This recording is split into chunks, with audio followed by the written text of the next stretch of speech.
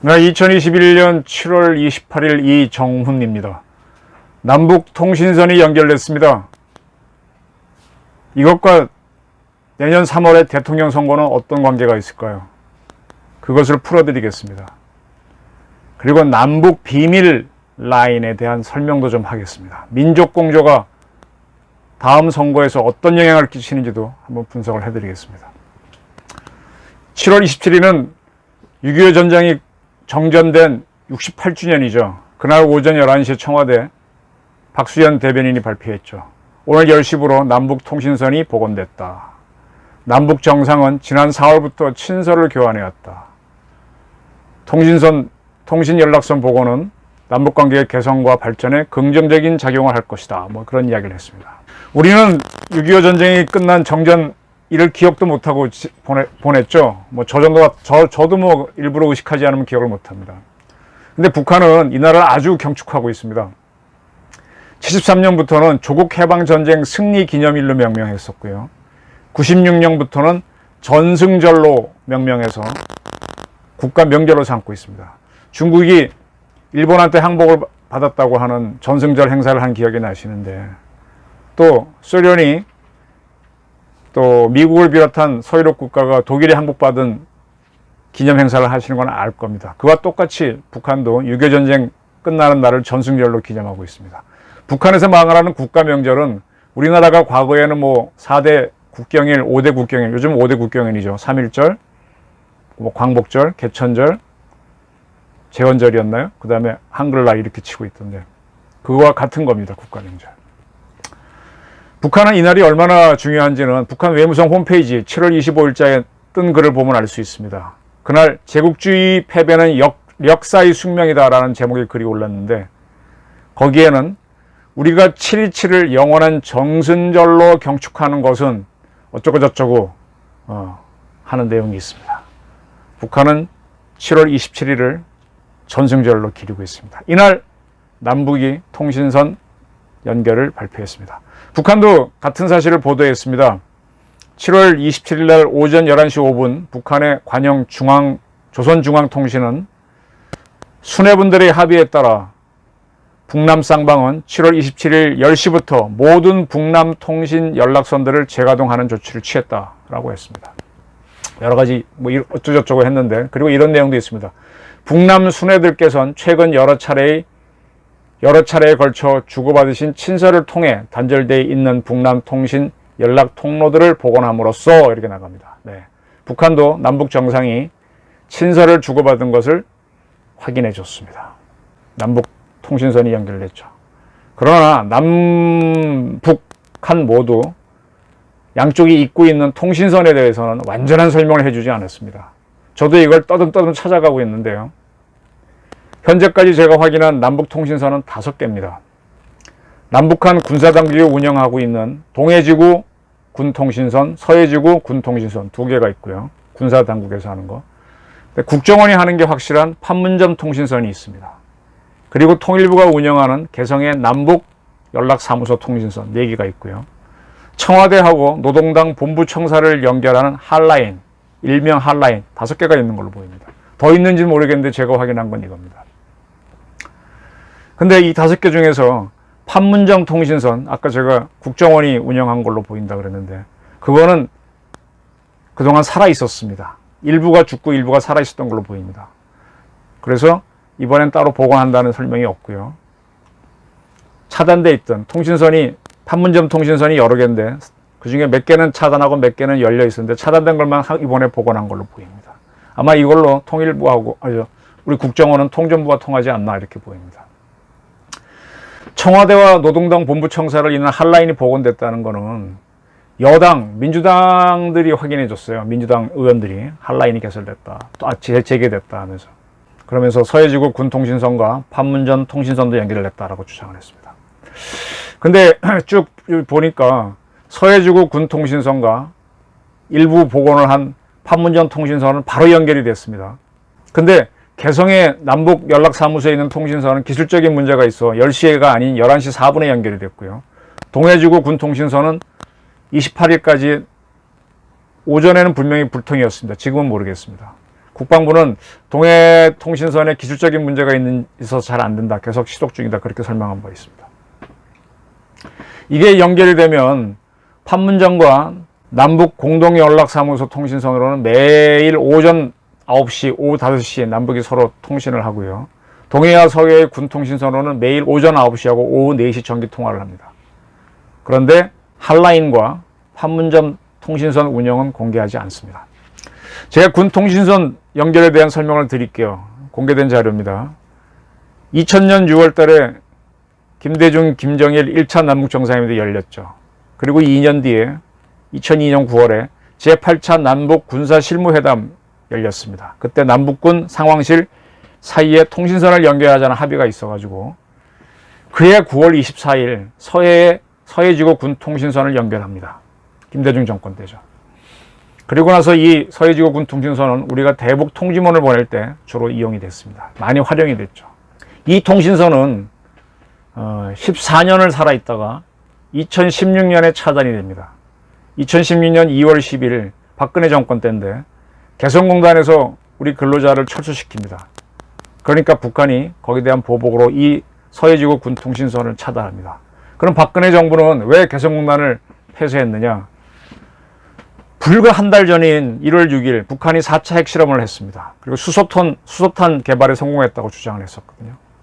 굉장히 긴장됐었습니다. 그리고 2월 7일에는 광명성 4호라고 하는 인공위성 발사에 성공했습니다. 광명성 4호를 쏜 거는 사실상 ICBM 개발 능력을 가졌다는 거죠. 그러니까 3일 나흘 뒤에 우리가 개성공단에 있는 우리 근로자들이 북한의 포로로 잡힐 수 있다 그래서 철수를 시켰던 거죠. 그러니까 북한은 서해지구 군통신선을 차단했습니다. 동해지구 군통신선은 김대중 정권에서 합의가 됐지만은 공사장에 문제가 있었는지 좀 늦게 노무현 정권 때인 2003년 12월 5일 날 개설이 됐습니다. 그리고 나서 2010년 11월 이명박 정권 때인데 북한 쪽 동해안에서 산불이 났을 때 소실됐습니다. 그리고 나서 그걸로 자동으로 끊어져 버렸습니다. 왜 산불이 났을까? 이게 매우 이상한데요. 이명박 정권이 들어서고 나니까 남북관계가 긴장됩니다. 이명박 정부 첫 해인 2008년도 7월 11일 날 과거 정부의 약속에 따라 금강산 관광을 하고 있었는데 그때 박광자 씨가 금강산 지역에서 인민군 총을 맞아 피살됩니다. 이게 남북관계가 경색되죠. 그리고 2010년 3월 26일 날은 그 유명한 천안함 사건이 일어납니다. 그리고 11월 23일은 연평도 포격전이 일어납니다. 이게 긴박되니까 북한 지역에서 왜 2010년 11월에 산불이 났는지 모르지만 그때 동해지구 군통신선이 탑버렸다고 하면서 끊어집니다. 판문점 통신선은요, 아까 말한 2016년 2월 10일 우리가 개성공단 철수할 때 북한이 일부를 끊은 걸로 보입니다. 다 끊지는 않은 걸로 보입니다. 이렇게 끊어졌던 남북통신선은 문재인 정권이 출범한 이후 다시 부활됩니다. 문재인 정권 출범 후 2018년 1월 9일 남북 고위급 회담을 열었는데 그때 군통신선을 복원하자라는 합의가 있었고 2018년 4월 27일 판문점에서 그 유명한 도보다리에서 문재인, 김정은 정상회담이 있었죠. 그렇게 이제 거기서 회담이 있고 난 다음에 7월 16일 서해지구, 8월 15일 동해지구 군통신선이 복구가 됩니다. 판문점 정상회담에서는 남북 공동연락사무소 개설에도 합의했죠. 때문에 그해 9월 개성의 남북 공동연락사무소 통신선을 연결합니다.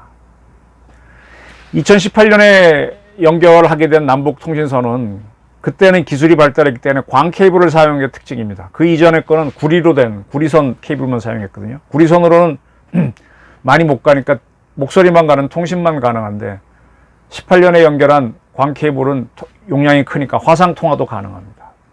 현재는 이제 광 케이블만 이용하고 있고 다시 부활시킨 동 케이블선은 쓰지 않고 있습니다.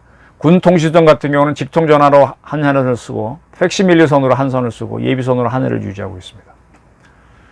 그래서 지금 서해지구에는 구리로 된 광 케이블하고 구리로 된 동 케이블하고 광 케이블이 있고 동해지구에는 광 케이블만.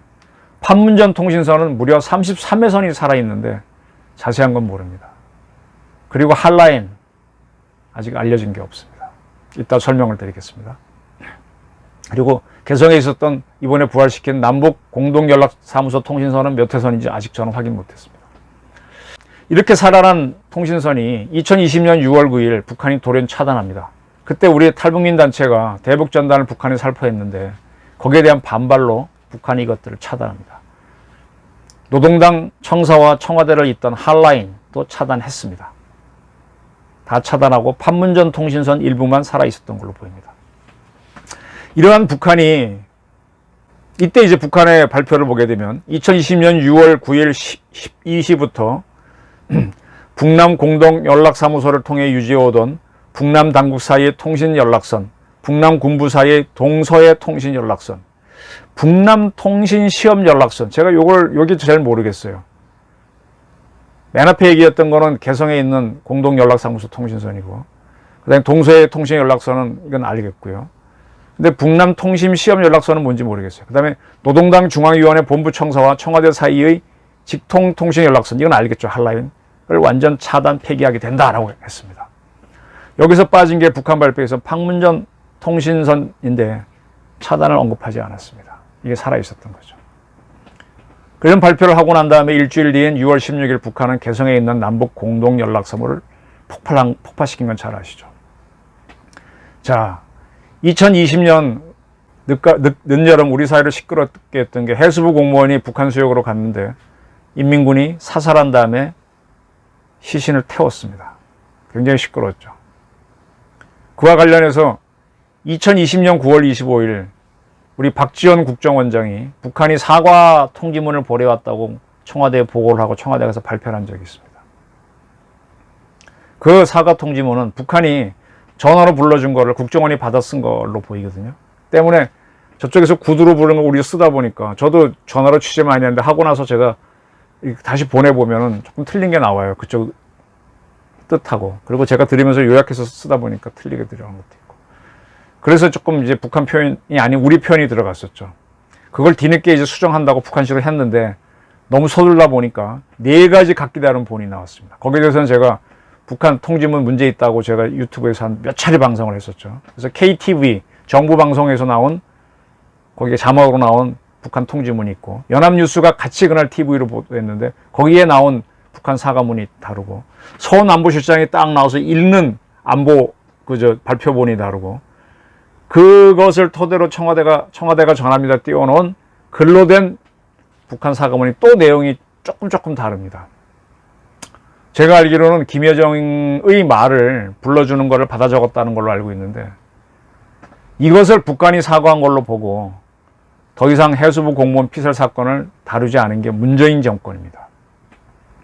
저는 이 판문점 통신선이 언제 개설되는지는 아직 확인하지 못했습니다.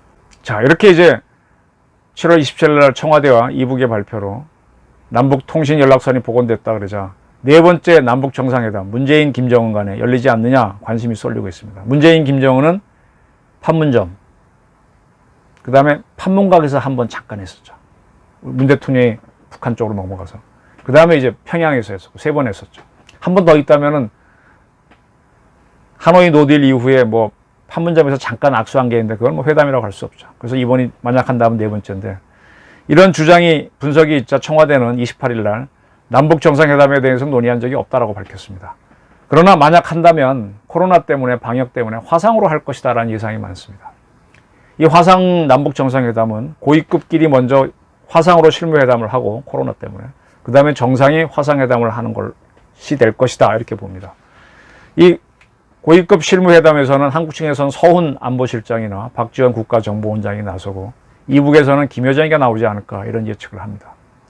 이러한 예측에 대해 통일부 당국자는 코로나 상황에서도 대화를 진행할 수 있는 화상회의 시스템 구축 문제를 북측과 얘기해 보겠다라고 하고 있습니다. 이 화상 정상회담이 열리기 위해 문 대통령은 다가오는 8월 15일 광복절 경축사에서 북한에 대해 어떤 새로운 제안을 내놓을 가능성이 높습니다.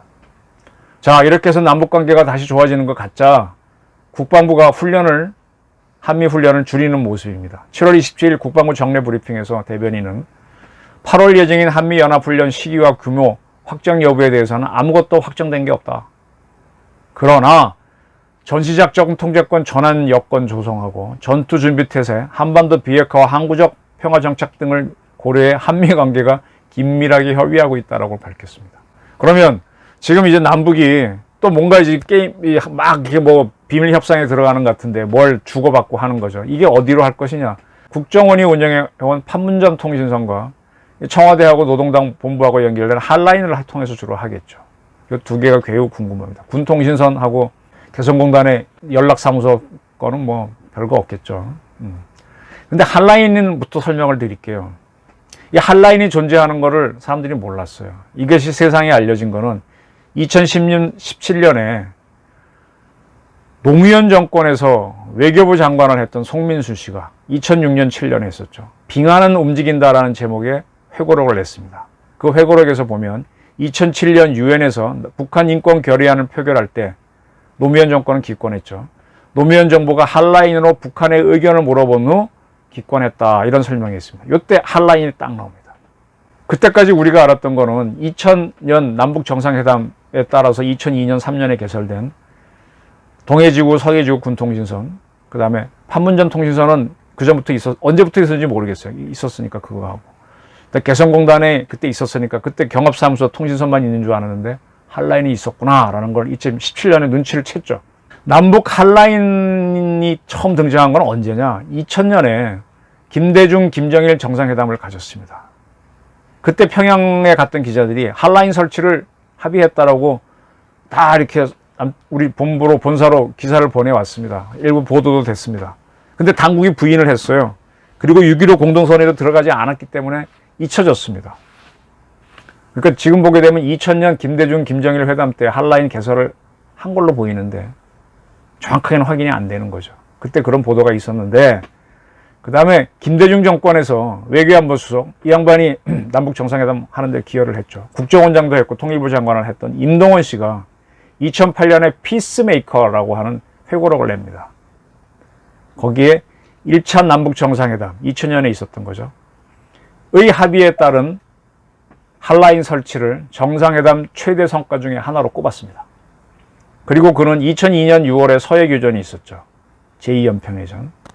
그리고 10월에 북한의 2차 핵위기가 있었고 2003년에는 임동원 씨가 북한의 특사로 방북했는데 그때 이 핫라인을 통해서 서로 합의해서 논의했다라고 설명을 했습니다. 그러면 2000년 남북 정상회담 직후에 핫라인이 만들어진 게 맞겠죠. 그거를 노무현 정권 때도 유지하면서 북한과 상의해서 북한 인권 결의안을 낼 때 대한민국이 기권하게 됐다. 이렇게 되는 거죠. 이명박 대통령도 대통령이 끝난 다음인 2015년에 대통령의 시간 2008-2013이라는 회고록을 냈습니다. 이 회고록에도 남북 핫라인이 언급되어 있습니다. 이 남북 핫라인이 있었기 때문에 천안함 사건이 있기 직전 개성에서 정상회담을 위한 3차 정상회담을 위한 회담이 있었죠. 잔암산 회관에서. 네. 그리고 2015년에 이 책이 나온 다음에 이제 김만복 국정원장이죠. 그분이 한 언론 인터뷰에서 남북의 정상이 상시 통화할 수 있는 핫라인이 있다라고 설명을 했습니다. 그게 문제가 되자 핫라인이 존재한 건 맞지만 남북 정상이 직접 통화를 하는 건 아니다라고 설명하면서 이제 넘어갔었죠. 그게 계속 유지되다가 아까 말씀드린 대로 2020년 북한이 모두 차단했던 겁니다.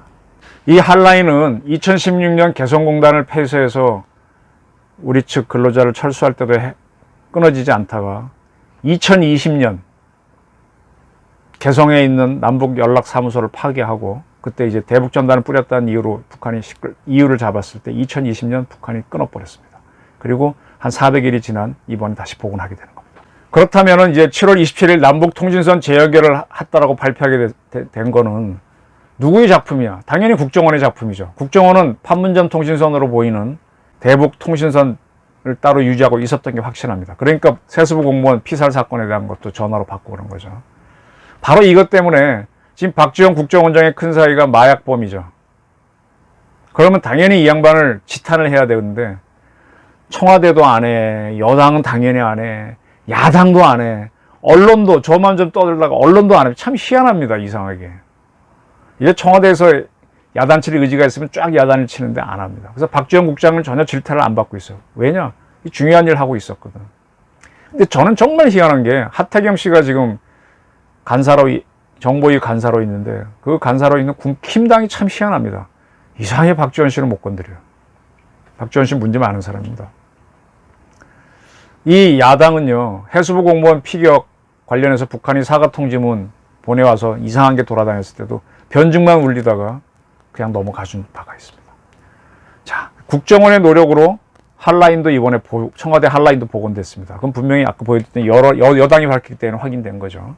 그럼 2020년 6월 16일 이전으로 돌아가게 된 것인데, 자, 지금이 오늘이 7월 27일이니까 7월 다 갔다고 치면 8, 9, 10, 11, 12, 1, 2, 3월 8일이 대선이니까 다음 대선까지는 한 7개월여 남았습니다.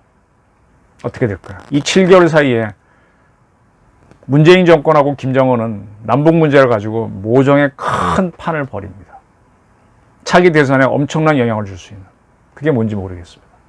이제 think the unthinkable 해서 상상을 해서 짚어가는 거죠. 이렇게 몇 가지 정보가 들어오면 저희 지식과 느낌으로 유추를 하면서 이제 더듬더듬 찾아가는 거죠. 수사하듯이.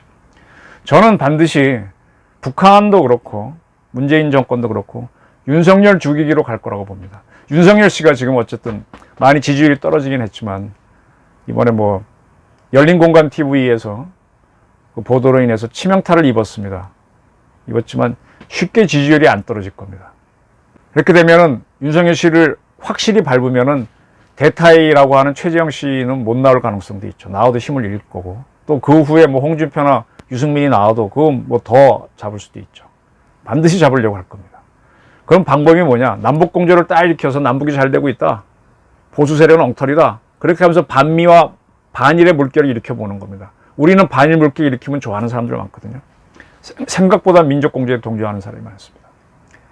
그래서 윤석열을 대표로 한 보수 세력 흔들기. 윤석열 씨는 이미 처갓집 문제, 본인이 과거 탄핵 때 재판한 문제를 갖고 많은 것에 비토를 받고 있어요. 그럼에도 불구하고 일을 유지하고 있는 게 또 희한한 거고 많은 펀드도 받고 있는 게 희한한 건데 그렇기 때문에 저 사람이 집권하면은 골치가 아픈 거죠. 예측되기 어려우니까. 계속 흔들 겁니다.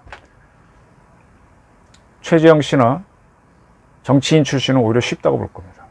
그래서 문재인 정권하고 김정은이 합작해서 아마 흔들 겁니다. 윤석열의 인기가 여당 후보보다 떨어질 때까지 집요하게 될 겁니다. 이게 저희 분석입니다. 그래서 제가 윤석열 씨 측에 한마디 충고하고 싶은 거는 이제는 안보 문제에 집중해라. 제가 계속 국내 문제로 가게 되면 끝이 없지만 외교 안보 문제는 분명히 좌파하고 다른 주장을 할 수 있거든요. 거기에서 확실한 걸 던져가지고 국민 지지를 받아야만. 예를 들어 육군 의무병 복무 기간을 21개월, 24개월로 늘리는 것까지. 이제는 국민이 국가를 위해 봉사하는 게 아니라 우리가 너무 어려우니까 병력도 모자라니까 국민이 국가를 위해 봉사해달라. 이런 요구를 하면서까지 하면서 국민을 끌어모으지 않으면 이 남북이 합작된 이 민족공조로 뭉쳐진 주사파 정권을 깰 수가 없습니다. 이걸 깨지 못하면 대통령이 당선되더라도 180석을 거느리고 있는 민주당 정권하고 싸울 수가 없습니다. 국민의 압도적인 지지가 필요한데 굉장히 험난한 싸움입니다. 그리고 지금 대체 인물로 나오신 최재형 전 감사원 정도 훨씬 더 고삐를 조이고 이제 그분도 빼도 박도 못하니까 총력으로 덤벼야 됩니다. 안 그러면 한국의 보수는 무너지고 다음 5년 동안에는 정말 혼란스러운 이건가 하는 의구심이 많이 드는 세상이 올지도 모릅니다. 제가 오늘 남북통신선 연결하고 대통령 선거에 대한 분석을 해봤습니다. 경청해 주셔서 감사합니다.